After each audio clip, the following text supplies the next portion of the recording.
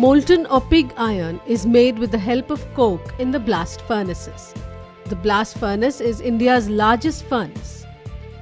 It is a steel shell with refractory lining and a cooling system.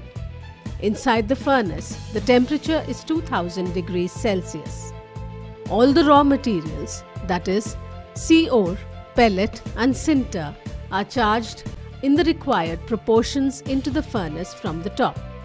From the bottom, hot air is blown at 2000 degrees through bustle main and blow pipes.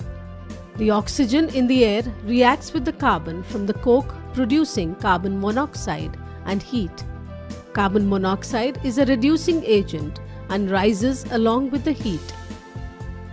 This converts the iron-bearing raw material into pig iron, which flows out of the tap holes. The hot metal is transported in torpedoes, which are also refractory-lined steel shells on railway tracks with a capacity of 350 tons to the SMS. Slag, a byproduct which is basically the impurities, is separated from the metal at the cast house. Slag is used as a major ingredient in the cement plant and also as a replacement for sand